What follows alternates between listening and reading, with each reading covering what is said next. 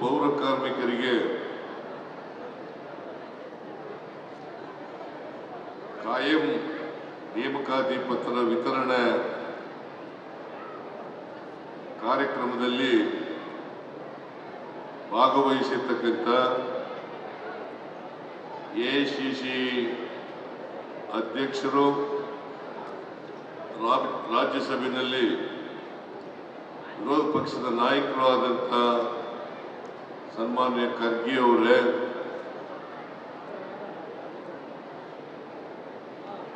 AICC ಪ್ರಧಾನ ಕಾರ್ಯದರ್ಶಿಗಳಾದಂಥ ಶ್ರೀ ಸುರ್ಜೇವಾಲಾ ಅವರೇ, ರಾಜ್ಯದ ಉಪಮುಖ್ಯಮಂತ್ರಿಗಳು, ಬೆಂಗಳೂರು ನಗರ ಪಾಲಿಕೆಯ ಅಭಿವೃದ್ಧಿ ಮಂತ್ರಿಗಳು, ನೀರಾವರಿ ಸಚಿವರು ಆದಂಥ ಡಿ.ಕೆ. ಶಿವಕುಮಾರ್ ಅವರೇ,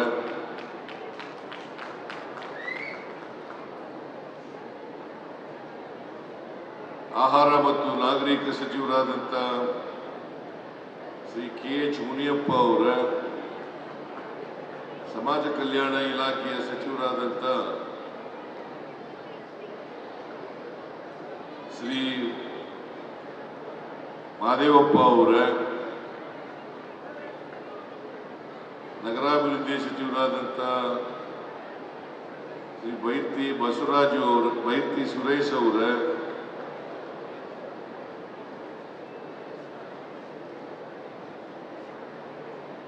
ಪೌರಾಡಳಿತ ಸಚಿವರಾದಂಥ ರಹೀಂ ಖಾನ್ ಅವರು,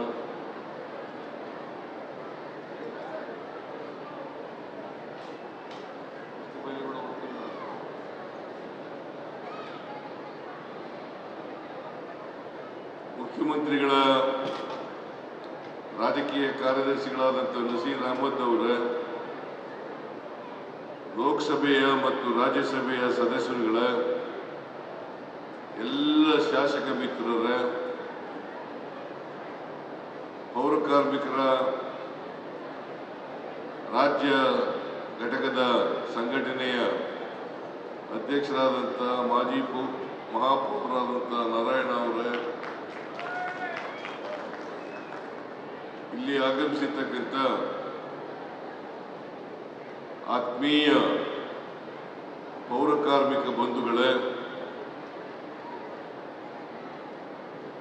ತಾಯಂದಿರೇ, ಇತರ ಎಲ್ಲ ಸ್ನೇಹಿತರೇ, ಮಾಧ್ಯಮದ ಗೆಳೆಯರು, ಇವತ್ತು ಜಗತ್ತಿನಾದ್ಯಂತ ಕಾರ್ಮಿಕರ ದಿನಾಚರಣೆಯನ್ನು ಆಚರಣೆ ಮಾಡ್ತಾ ಇದ್ದಾರೆ.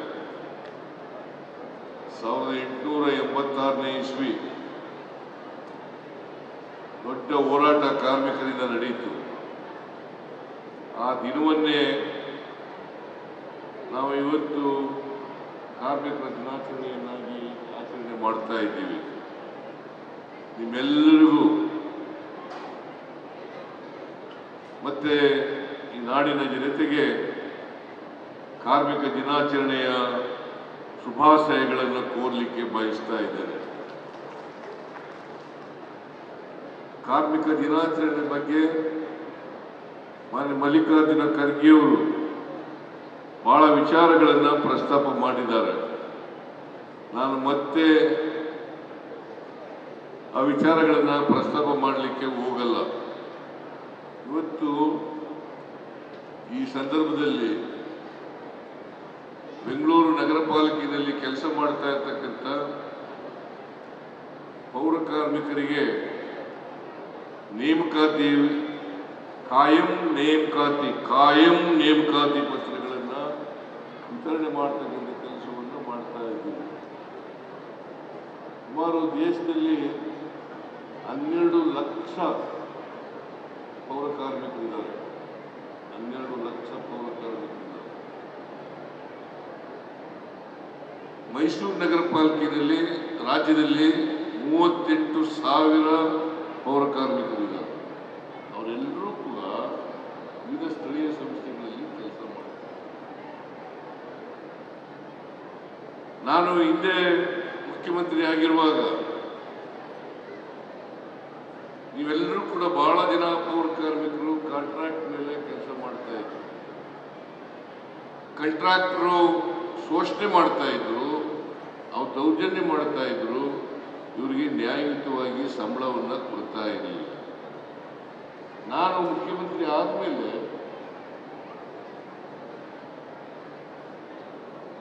ಮಿನಿಮಮ್ ವೇಜಸ್ ಆಕ್ಟ್ ಪ್ರಕಾರ ಎಷ್ಟು ಸಂಬಳ ಸಿಗಬೇಕು ಅಷ್ಟು ಸಂಬಳವನ್ನು ಕೊಡಿಸ್ತಕ್ಕಂಥ ಪ್ರಯತ್ನವನ್ನು ಮಾಡಿದೆ. ಅದಕ್ಕೆ ಮೊದಲು 7,000 ರೂಪಾಯಿ ಸಿಗ್ತಾ ಇತ್ತು. ಆಮೇಲೆ 17,000-18,000 ರೂಪಾಯಿ ಸಿಕ್ಕಂಗೆ ಮಾಡಿದೆ.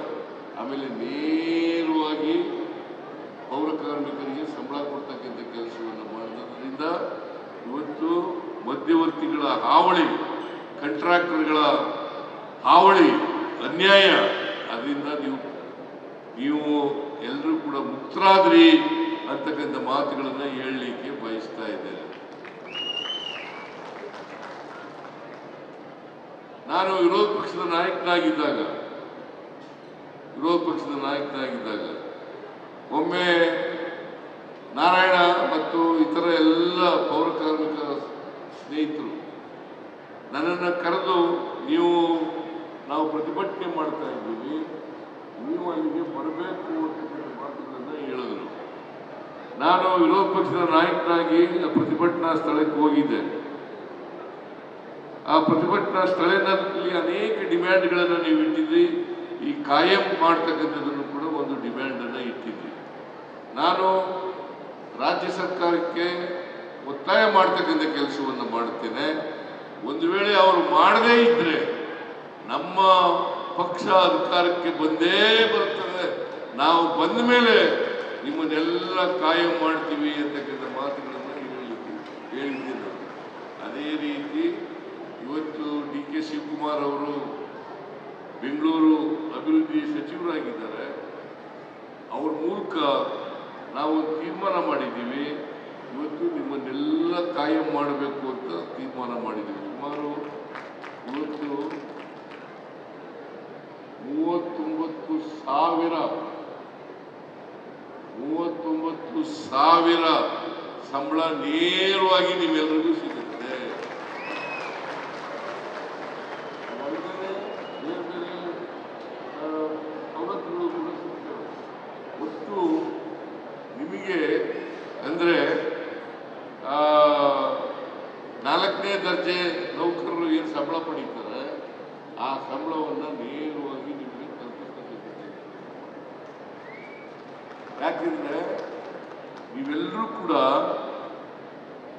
ಈ ಶುಚಿತ್ವವನ್ನು ಕಾಪಾಡ್ತಕ್ಕಂಥವ್ರು, ಅದನ್ನ ಮಾಡ್ತಕ್ಕಂಥವ್ರು, ಶುಚಿತ್ವದಲ್ಲೇ ದೈವತ್ವವನ್ನು ಕಾಣ್ತೇವೆ ಅಂತಕ್ಕಂಥ ಮಾತುಗಳನ್ನು ಮಹಾತ್ಮ ಗಾಂಧೀಜಿಯವರು ಹೇಳಿದರು. ಶುಚಿತ್ವದಲ್ಲಿ ದೈವತ್ವವನ್ನು ಕಾಣ್ತೇವೆ ಅಂತಕ್ಕಂಥ ಮಾತುಗಳನ್ನು ಮಹಾತ್ಮ ಗಾಂಧೀಜಿಯವರು ಹೇಳಿದರು. ಆದ್ರಿಂದ ಶುಚಿ ಮಾಡ್ತಕ್ಕಂಥ ಕೆಲಸ ಇದೆಯಲ್ಲ, ಇದು ಅತ್ಯಂತ ಶ್ರೇಷ್ಠವಾದಂಥ ಕೆಲಸ ಅಂತಕ್ಕಂಥ ಮಾತುಗಳನ್ನು ಈ ಸಂದರ್ಭದಲ್ಲಿ ಹೇಳಲಿಕ್ಕೆ ಬಯಸ್ತಾ ಇದ್ದೇನೆ. ಯಾಕೆಂದರೆ ಬಸವಣ್ಣವರು ಆವಾಗಲೇ ಹೇಳಿದ್ರು, ಇಂದಿನ 850 ವರ್ಷಗಳಿಂದ 12ನೇ ಶತಮಾನದಲ್ಲೇ ಹೇಳಿದ್ರು, ಕಾಯಕವೇ ಕೈಲಾಸ, ಯಾವುದು ಮೇಲುವಲ್ಲ, ಯಾವ ಕೆಲಸನೂ ಕೀಳುವಲ್ಲ. ನಿಮಗೆ ಕಾರ್ಪೊರೇಷನ್ ಕಮಿಷನರು ಯಾವ ಸಂಬಳ ಜಾಸ್ತಿ ಇರ್ಬೋದು, ಆದರೆ ವ್ಯತ್ಯಾಸಗಳಿರೋದಿಲ್ಲ. ಅವ್ರು ಮಾಡ್ತಕ್ಕಂಥ ಕೆಲಸ, ನೀವು ಮಾಡ್ತಕ್ಕಂಥ ಕೆಲಸ ಎಲ್ಲವೂ ಕೂಡ ಸಮಾನವಾದದ್ದು, ಸಮಾನ ಗೌರವದಿಂದ ಕಾಣಬೇಕು ಅಂತಕ್ಕಂಥ ಮಾತುಗಳನ್ನು ಈ ಸಂದರ್ಭದಲ್ಲಿ ಹೇಳಲಿಕ್ಕೆ ಬಯಸ್ತಾ ಇದ್ದೀನಿ. ನಿಮಗೆ ಇವತ್ತು ಇನ್ನೂ ಕೆಲವರು ಬಿಟ್ಟೋಗಿದ್ದಾರೆ.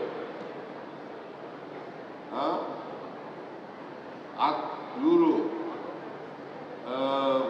ಲಾರಿನಲ್ಲಿ ಡ್ರೈವರ್ಸು, ಹೆಲ್ಪರ್ಸು ಮತ್ತೆ ಆಪರೇಟರ್ಸ್ ಅವರೆಲ್ಲ ಬಿಟ್ಟೋಗಿದ್ದಾರೆ. ಅವರನ್ನೂ ಕೂಡ ಮುಂದಿನ ದಿನಗಳಲ್ಲಿ ಕಾಯಂ ಮಾಡುತ್ತೇವೆ ಅಂತಕ್ಕಂಥ ಮಾತುಗಳನ್ನು ಹೇಳಲಿಕ್ಕೆ ಬಯಸ್ತೇನೆ. ಸುಮಾರು 38,000ರಲ್ಲಿ ಒಂದು 9,000 ಜನ ಬಿಟ್ಟೋಗಿದ್ದಾರೆ. ಆ 9,000 ಜನರಿಗೂ ಕೂಡ ನಾನು ಈಗಲೇ ಹೇಳ್ತೀನಿ, ನಮ್ಮ ಸರ್ಕಾರ ಅದಕ್ಕೆ ಬದ್ಧವಾಗಿದೆ, ಅವರನ್ನು ಕೂಡ ಕಾಯಂ ಮಾಡ್ತಕ್ಕಂಥದಕ್ಕೆ ಬದ್ಧವಾಗಿದೆ ಅಂತಕ್ಕಂಥ ಮಾತುಗಳನ್ನು ಹೇಳಲಿಕ್ಕೆ ಬಯಸ್ತಾ ಇದ್ದೇನೆ. ಜೊತೆಗೆ ನಾನು ಮುಖ್ಯಮಂತ್ರಿ ಆಗಿರುವಾಗ ಪ್ರತಿ ವರ್ಷ ವಿದೇಶಗಳಿಗೆ ಕಳಿಸ್ತಕ್ಕಂಥ ಕೆಲಸವನ್ನು ಮಾಡಿದ್ದೆ. 1,000 ಜನಕ್ಕೆ ಪೌರ ಕಾರ್ಮಿಕರಿಗೆ 1,000 ಜನರಿಗೆ ವಿದೇಶಕ್ಕೆ ಹೋಗ್ಬೇಕು, ವಿದೇಶ ನೋಡ್ಕೊಂಡು ಬರಬೇಕು, ಅಲ್ಲಿಯ ಸ್ವಚ್ಛತೆ ಕೆಲಸ ನಡೀತಾ ಇದೆ. ಮತ್ತೆ ಅವ್ರ ಜೊತೆಯಲ್ಲಿ ನೀವು ಸಂಪರ್ಕ ಮಾಡಬೇಕು ಅಂತೇಳಿ ಉದ್ದೇಶದಿಂದ ನಾನು ಮಾಡಿದ್ದದ್ದು. ಅದರಿಂದ ಇವತ್ತು ನಿಮ್ಮನ್ನೂ ಕೂಡ ಮುಖ್ಯವಾಹಿನಿಗೆ ತರಬೇಕು ಅಂತಕ್ಕಂಥದ್ದೇ ನಮ್ಮ ಉದ್ದೇಶ. ಯಾರು ಪೌರ ಕಾರ್ಮಿಕರಿದ್ದಾರೆ ಅವರು ಕೂಡ ಮುಖ್ಯವಾಹಿನಿಗೆ ಬರಬೇಕು, ಅವರು ಕೂಡ ಸಮಾನತೆಯಿಂದ ಬದುಕಬೇಕು. ನಮ್ಮ ಉದ್ದೇಶ ಸಮಾಜವನ್ನು ನಿರ್ಮಾಣ ಮಾಡತಕ್ಕಂಥದ್ದು. ಪೌರ ಕಾರ್ಮಿಕರಲ್ಲಿ ಶ್ರೀಮಂತರಲ್ಲಿ ಅವ್ರ ಮಧ್ಯೆ ಏನು ಅಸಮಾನತೆ ಇದೆ, ಅಸಮಾನತೆಯನ್ನು ತೊಡೆದಾಕ್ತಕ್ಕಂಥದ್ದೇ ನಮ್ಮ ಉದ್ದೇಶ. ಆರ್ಥಿಕವಾಗಿ ಸಾಮಾಜಿಕವಾಗಿ ಅಸಮಾನತೆಯನ್ನು ತೊಡೆದಾಕಿ ಎಲ್ಲರಿಗೂ ಸಾಮಾಜಿಕ, ಆರ್ಥಿಕ, ಶೈಕ್ಷಣಿಕ ಶಕ್ತಿಯನ್ನು ಕೊಡಬೇಕು ಅಂತಕ್ಕಂಥದ್ದೇ ನಮ್ಮ ಉದ್ದೇಶ. ಆ ದಿಕ್ಕಿನಲ್ಲಿ ನಾವು ಪ್ರಾಮಾಣಿಕ ಪ್ರಯತ್ನವನ್ನು ಮಾಡ್ತಾ ಇದ್ದೇವೆ ಅಂತಕ್ಕಂಥ ಮಾತುಗಳನ್ನು ಹೇಳಲಿಕ್ಕೆ ಬಯಸ್ತಾ ಇದ್ದೇನೆ. ಈಗ ನಾರಾಯಣ ನಿಮ್ಮ ಮುಖಂಡ ಇದ್ದಾರೆ, ಇನ್ನೂ ಅನೇಕ ಜನ ಮುಖಂಡಗಳಿದ್ದಾರೆ, ಅನೇಕ ಜನ ಮುಖಂಡಗಳಿದ್ದೀವಿ. ಅವ್ರನ್ನೆಲ್ಲ ಇವತ್ತು ರಾಜಕೀಯವಾಗಿ ಗುರುತಿಸ್ತಕ್ಕಂಥ ಕೆಲಸವನ್ನ ನಮ್ಮ ಸರ್ಕಾರ ಮಾಡಿದೆ ಅಂತಕ್ಕಂಥದನ್ನ ತಮಗೆ ತಿಳಿಸ್ಲಿಕ್ಕೆ, ನಾರಾಯಣ ಇವತ್ತು ಮಾಜಿ ಮೇಯರ್ ಆಗಿರ್ಬೇಕಾದ್ರೆ ಆ ಮೇಯರ್ ಮಾಡತಕ್ಕಂಥ ಕೆಲಸವನ್ನ ನಾನು ಮಾಡದ್ದು, ನಮ್ಮ ಪಕ್ಷ ಮಾಡದ್ದು ಅಂತಕ್ಕಂಥದನ್ನ ಇವತ್ತು ತಮಗೆ ತಿಳಿಸ್ಲಿಕ್ಕೆ ಬಯಸ್ತಾ ಇದ್ದೇನೆ. ಅದರಿಂದ ಈ ಮುಂದಿನ ದಿನಗಳಲ್ಲಿ ಒಳ್ಳೆ ಭವಿಷ್ಯ ಇದೆ ನಾರಾಯಣನ್ಗೆ ಅಂತಕ್ಕಂಥ ಮಾತುಗಳನ್ನು ಈ ಸಂದರ್ಭದಲ್ಲಿ ಹೇಳಿ ನಾನು ಹೆಚ್ಚು ಮಾತನಾಡಲಿಕ್ಕೆ ಹೋಗಲ್ಲ. ನೀವೆಲ್ಲರೂ ಕೂಡ ಈಗಾಗಲೇ ಖರ್ಗೆಯವರು ಹೇಳದಂತೆ ಯಾರು ನಿಮಗೆ ಸಹಾಯ ಮಾಡ್ತಾರೆ, ಯಾರು ನಿಮಗೆ ಉಪಕಾರ ಮಾಡಿರ್ತಾರೆ ಅಂತ ಜನರ ಜೊತೆ ಇರ್ತಕ್ಕಂಥ ಕೆಲಸವನ್ನು ನೀವೆಲ್ಲರೂ ಕೂಡ ಮಾಡಬೇಕು. ಬಾಬಾ ಸಾಹೇಬ್ ಅಂಬೇಡ್ಕರ್ ಅವರು ಹೇಳಿದಂಥ ವಿಚಾರಗಳನ್ನ ಗಮನದಲ್ಲಿ ಇಟ್ಟುಕೊಂಡು ನೀವೆಲ್ಲರೂ ಕೂಡ ಯಾರು ಉಪಕಾರ ಮಾಡಿದ್ದಾರೆ, ಯಾವ ಪಕ್ಷ ಮಾಡ್ತದೆ, ಯಾವ ಸರ್ಕಾರ ಮಾಡ್ತದೆ, ಅವ್ರ ಜೊತೆ ನೀವು ಗಟ್ಟಿಯಾಗಿ ನಿಲ್ಲಬೇಕು ಅಂತಕ್ಕಂಥ ಮಾತುಗಳನ್ನ ಹೇಳಿ ಇವತ್ತು ನಿಮ್ಗೆಲ್ಲರಿಗೂ ಕೂಡ ಬಹಳ ಸಂತೋಷ ಆಗಿದೆ. ಬಹಳ ಜನ ಹೇಳುತ್ತಾ ಇದ್ದಾರೆ ಈಗ ನಮ್ಗೆಲ್ಲ ಸಂತೋಷ ಆಗಿದೆ ಅಂತೇಳಿ. ನೀವು ಇದರ ಸರ್ಕಾರದ ಉಪಯೋಗವನ್ನ ಎಲ್ಲ ಪಡ್ಕೊಳ್ಬೇಕು. ನಾವು ಇದ್ರ ಜೊತೆಗೆ ಅನೇಕ ಜನಪರ ಕೆಲಸಗಳನ್ನ ಮಾಡ್ತಾ ಇದ್ದೀವಿ. ಆ ಜನಪರ ಕಾರ್ಯಕ್ರಮಗಳು ಕೂಡ 5 ಯೋಜನೆಗಳನ್ನು ಕೂಡ ನಾವು ಕೊಟ್ಟಿದ್ದೇವೆ. ಆ 5 ಯೋಜನೆಗಳ ಲಾಭ ಪಡ್ಕೋಬೇಕು. ಜೊತೆಗೆ ಎಲ್ಲಕ್ಕಿಂತ ಬಹಳ ಮುಖ್ಯವಾಗಿ ನಿಮ್ಮ ಮಕ್ಕಳನ್ನ ವಿದ್ಯಾವಂತರನ್ನಾಗಿ ಮಾಡ್ತಕ್ಕಂಥ ಕೆಲಸವನ್ನ ಮಾಡಲೇಬೇಕು.